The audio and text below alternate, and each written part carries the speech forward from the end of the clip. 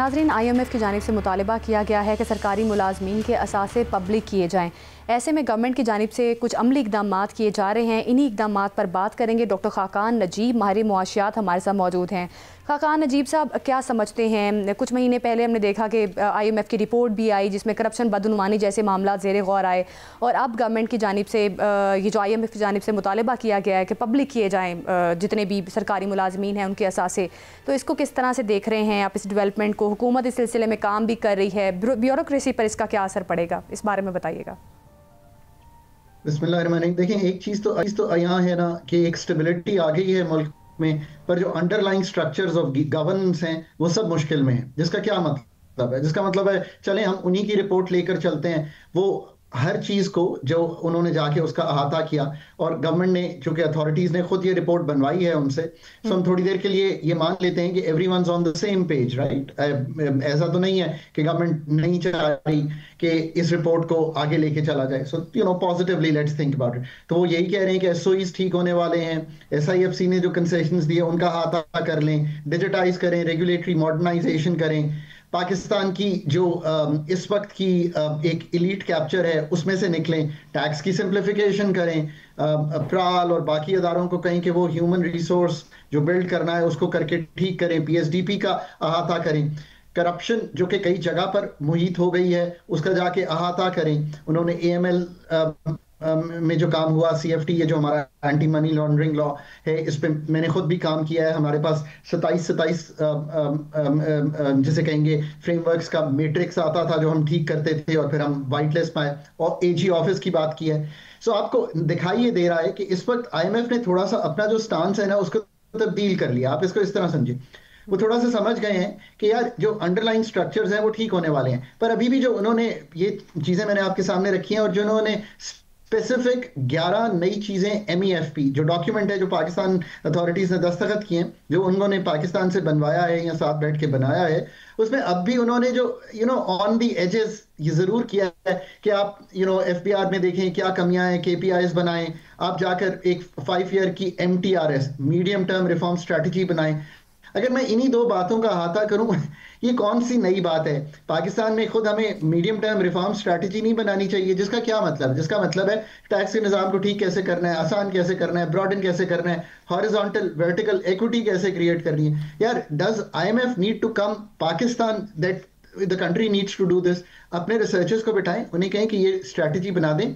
There are a couple of people who can make this strategy. My wife is making this particular strategy for a country right now. हाँ जी doctor साहब, गुजारिश ये है कि ये तो ठीक है आप कि इन इस्लाहात पे अमल से पाकिस्तान का जो मुआशी ढांचा है वो ठीक होगा, और हमें करना भी चाहिए। लेकिन मामला ये है कि अब IMF ने पहली किस्त भी दे दी, साथ ही शराइत भी लगा दी।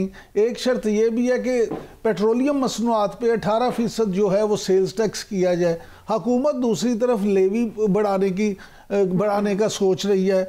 अब लेवी बढ़ती है तो 85 रुपये अगर ये करते हैं तो पेट्रोल तो 300 रुपये लीटर चला जाएगा। तो सर, पेट्रोल महंगा तो दुनिया की हर चीज़ महंगी, अवाम का तो कुछ उम्र निकल जाएगा। इस वक्त 70-80 रुपए की जो लेवी है, एक तो ये है कि ये क्यों लगाई गई है? ये इसलिए लगाई गई थी कि GST को विड्रॉ किया ताकि जो शेयरिंग प्रोविंसेस से होती है उसमें से निकल जाएं, और इमरान साहब एक ऐसी लेवी लगाएं जो शेयर ना करनी पड़े। ये रियली इंपॉर्टेंट है। उससे मेरे ख्याल है 800 से 1000 अरब इस साल उठाना है। अब इसको बढ़ाने की क्यों जरूरत पड़ी? अब इसलिए जरूरत पड़ी कि टैक्स वॉल का शॉर्टफॉल है। अगर दिसंबर में खड़े होंगे तो दिखाई ये दे रहा है कि जो 14,000 अरब जमा करना है उसमें से 500 अरब जो हैं वो कम हो गए हैं जो पहले 6 माह में कलेक्शन हुई। सो आपको लेवी बढ़ानी पड़ेगी, क्योंकि ये एक इनडायरेक्ट इजीली कलेक्टेबल टैक्स है और ये प्रोविंसेस से शेयर नहीं होता। ये लेवी कहें, टैक्स कहें, one of the same thing. So ये इसलिए लेवी बढ़ानी। देखिए, इसीलिए वजह है कि 285 रुपए के करीब अगर पेट्रोल है, अगर हम ये लेवी निकाल दें तो ऑब्वियसली एक ज्यादा इस्तेमाल होगा, इजियर होगा, इन्फ्लेशन नीचे आएगी, ये सब बातें ठीक हैं, पर बातें इससे गहरी हैं। पाकिस्तान को अपना ट्रांसपोर्ट का निज़ाम ठीक करना चाहिए ना, ताकि लोगों को पेट्रोल खरीदना ही ना पड़े। अब ये आप कहेंगे ये कैसी बात की है? यार, पब्लिक ट्रांसपोर्ट इतनी अच्छी होती, इलेक्ट्रिक पे चल रही होती, हर शहर में होती, नोडल पॉइंट्स होते, लोग साइकिलिंग भी कर रहे होते, और ये गाड़ियों के निज़ाम से, मतलब क्या 11 गाड़ियां होंगी तो एक बस का जगह लेंगी? लुक एट इट, 11 गाड़ियों की कतार और एक बस, मतलब 20 साइकिलें और एक बस। जस्ट थिंक अबाउट इट ना, आपको किस तरफ जाना है? अगर मोटरसाइकिल ही 20 कट्टे करके आपने चलाना है मुल्क को, तो वो फिर इसी तरह चलेगा। These are the deeper issues. आपने बड़ी अच्छी बात की कि IMF तो कहता है कि आप PDL बढ़ा दें, इधर से टैक्स कलेक्ट कर लें। मैं तो ये कहता ही नहीं हूं। मैं कहता हूं कि अपने ट्रांसपोर्ट के निजाम में इतनी बेहतरी करें कि जो लोगों को तकलीफ है, जिसका इमरान साहब जिक्र कर रहे हैं, वो ठीक हो। यार ये है सिटी गवर्नमेंट का काम। मैं बार बार समझाने की कोशिश करता हूं, दुनिया में तरक्की सिटीज के इंजन ऑफ ग्रोथ से आई है। ये भी याद रखिए, Pakistan is a highly urban economy now, it is not that much of a rural economy. वो है भी 20%, और उसमें काम क्या होता है? काश्त होती है, वो भी हमारी प्रोडक्टिविटी कम है। असल growth industry, IT, services, financial, logistics किधर पड़े हैं? सिटीज में पड़े हैं। सो हमें सिटीज को ग्रो करने के लिए पहले तो उसके गवर्नेंस का निजाम ठीक करना है। डॉक्टर साहब आपने बड़ी खूबसूरत बात की है। इससे मैं आपसे जानना ये चाहूँगा कि आजकल जो छोटे नए सूबों की बात हो रही है, ज़रा इस पे थोड़ा सा क्लैरिफाई कर दें इस पे, क्योंकि जो उसके मुखालफीन हैं उनका बेसिक सवाल ही ये है कि जी सूबे तो बन जाएंगे तो अपना बजट कहाँ से जनरेट करेंगे। तो आपकी बात से जो मैं समझा हूँ, ये ज़रा हम सबको समझा दें कि फिर अगर छोटे सूबे बन जाते हैं तो उससे पाकिस्तान को फ़ायदा या नुकसान है। तो पहली बात यह है कि मैं हमेशा कहता हूँ स्टेप बैक करें तो पहली चीज ये सामने आती है कि इस वक्त प्रोविंसेस चारों मिलकर, 4 प्रोविंसेस 0.8% ऑफ GDP पूरे टैक्स का कलेक्ट करती हैं। पिछले NFC में हमने सोचा था कि ये 1.5% हो जाएगा 2014 में, जब वो NFC खत्म हो रहा होगा। आज हम ये समझते हैं कि 3% ऑफ GDP जो है वो कलेक्ट होना चाहिए, जो 3,500 अरब के करीब बनता है। अब पहली तो बात यह है कि हमें अपनी एग्जिस्टिंग हालात अगर ठीक किए बगैर हम नई पोजीशंस पे जंप करेंगे तो इसको भी सोचना है। एग्रीकल्चर इनकम टैक्स आप नहीं लगाते, क्यों नहीं लगाते इमरान साहब? आप लगाएं ना, आपको मना किया है, आपको IMF मना करता है। नंबर 2, आप प्रॉपर्टी इनकम पर प्रॉपर टैक्स क्यों नहीं करते? करोड़ों को घर है, हजारों में टैक्स आता है, ये दुनिया के 2 बड़े टैक्सेस हैं। तीसरा, GST ऑन सर्विसेज प्रोविंसेस के पास है। चौथा, सारा ये जो मोटर व्हीकल टैक्सेशन का सिस्टम है ये प्रोविंसेस के पास है। एक तो ये बात है कि प्रोविंसेस को पहले अपने टैक्स के निजाम को बहुत बेहतर करना है, खुद कलेक्ट करना है, खुद खर्च करना है। अगर आपने जाना है अगली प्रोविंसेस पे, वो क्यों जाना चाहते हैं? आप इसलिए जाना चाहते हैं ना, आप एक कर रहे हैं साउथ में तजर्बा भी इसका, इसलिए कि आपकी दहलीज पर हर चीज जो है सर्विस मुयसर हो। पहली बात यह कि वो जमाना गुजर गया यार, अब सर्विस आती है कंप्यूटर पर, हर चीज आपको बिल्कुल निकल जाना है कि I have to visit some दफ्तर, एवरीथिंग। गाड़ी ट्रांसफर करनी है ऑनलाइन, पैसे ट्रांसफर करने हैं ऑनलाइन, प्रॉपर्टी ट्रांसफर करनी है ऑनलाइन, पासपोर्ट बनाना है ऑनलाइन, शनाख्ती कार्ड बनाना है online. What am I trying to tell you?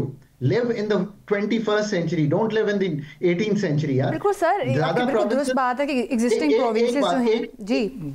Zainab एक बात, ये जो प्रोविंसेस का आपने बढ़ाना है, उससे पहले क्या आपने लोकल गवर्नमेंट का निजाम चला के देख लिया है मुल्क में और वो कामयाब नहीं हुआ? प्रोविंशियल फाइनेंस कमीशन कर लिया है और वो कामयाब नहीं हुआ कि निची सतह पर आपने अपने इख्तियारात दिए हैं और वो कामयाब नहीं हुआ तो आप और प्रोविंसेस में जा रहे हैं? क्योंकि उसका एक पर्चा लिखना पड़ेगा कि आखिर नए नए गवर्नर, नए नए CMs, नए नए मिनिस्टर्स, नई नई ब्यूरोक्रेसी, उसका खर्चा क्या आएगा?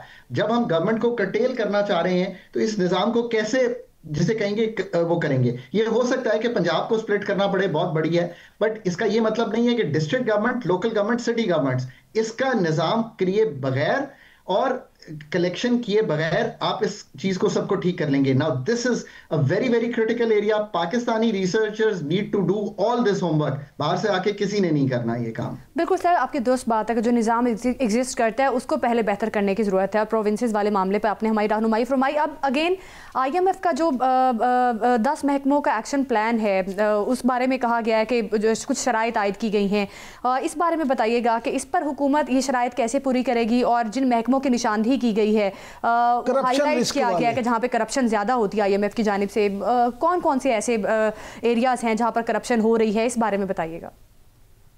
देखिए ना, पहली बात तो ये है कि आप इतनी रिपोर्ट्स पाकिस्तान पे ट्रांसपेरेंसी ये वो पढ़ते रहते हैं, चले आपको उनको जितना भी समझ लें, तो हर जगह एक पाकिस्तान का जो गवर्नेंस का निज़ाम है, प्रॉब्लम गवर्नेंस की है, प्रॉब्लम करप्शन की नहीं है। एक तो ये भी हम समझ नहीं पा रहे कि what is the actual problem. Corruption उस चीज का महवर है जो अंडरलाइंग स्ट्रक्चर खराब है। ये याद रखिए, वो मैनिफेस्टेशन है। स्ट्रक्चर क्या है? स्ट्रक्चर इज द फॉलोइंग कि पाकिस्तान में आप जो भी सेटअप्स चला रहे हैं, उनका मेरिट, उनकी भर्तियां, उनकी जिसे कहेंगे स्पेशलाइजेशन, उनकी प्रोफेशनलाइजेशन, उनकी पेमेंट यानी कि पैसे कितने मिलने हैं, हिडन पर्क्स एंड प्रिविलेजेस, ये एक निज़ाम चल रहा है। अब वो ये कह रहे हैं, इसीलिए मैं कहता हूं कि ये कर भी लेना 11 चीजें जो वो कह रहे हैं, ये on the average, on the margin तो चीजों को कुछ इंप्रूव कर सकते हैं। पर जब तक हमें आज भी याद रखना है कि ये बड़ी डीपर सर्जरी की जरूरत है। वो कह रहे हैं कि publish an action plan to mitigate corruption vulnerabilities in identified departments based on an institutional level risk assessment। कि पुलिस है फॉर एग्जांपल, इसी तरह हेल्थ का महकमा है, एजुकेशन का, कि आप देख लें कि यहाँ जहाँ सबसे ज्यादा लोग समझते हैं करप्शन है, उसमें बेस करके आप ये बना लें। यार अब अगर एक और रिपोर्ट और एक और एक्शन प्लान बनाना है तो ठीक है, मैं 25-28 साल से पाकिस्तान पे पढ़ भी रहा हूँ, तहकीक भी कर रहा हूँ, काम भी कर रहा हूँ, मतलब रिपोर्ट द रिपोर्ट ये ठीक है। असल तो बात यह है कि रिफॉर्म्स हैं क्या उसमें, और किसने उसको करना है, और उसको पाए तकमील 3 साल में किस तरह पहुंचा। अच्छा डॉक्टर साहब ये फरमाइएगा कि सोने की कीमतों में आलमी सतह पे मुसलसल इजाफा होता गया, अब कमी देखने में आ रही है, तो आप इस सारे मामले को किस नज़र से देखते हैं? सोना सस्ता होगा कि महंगा? देखिए, सोने में ये हुआ है कि सोना is a store of value. सोने को जब कीमत बढ़ना शुरू हुई $3000 से अब 4200 के करीब है मेरा ख्याल है जो इंटरनेशनल प्राइस है, जब बढ़ना शुरू हुई तो एक फोमो आ गया। फोमो का मतलब है fear of missing out on buying सोना। बहुत से इंस्टीट्यूशनल इन्वेस्टर ने सोना खरीदा, आप जैसे अमीर लोगों ने सोना खरीदा, ज़ैनब जैसों ने भी सोना खरीदा। उन्होंने सबने स्टोर कर लिया सोना। फिर central banks like China came in and bought a lot of gold because store of value है। क्यों? क्योंकि इन्फ्लेशन बढ़ रही थी, तो उन्होंने कहा हेज करें हम अपनी बेट्स को।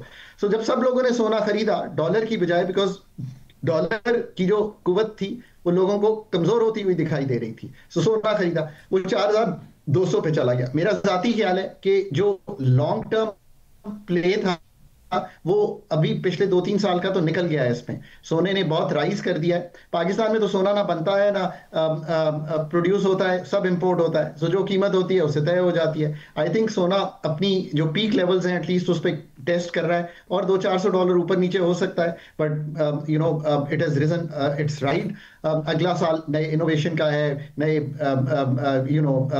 कंपनीज के आने का है, AI का है।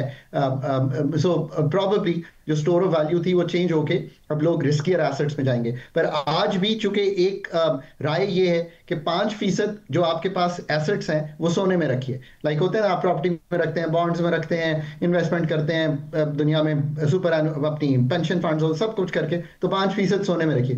That is the reason the value of gold and the banks buying gold की गोल्ड बढ़ गया है।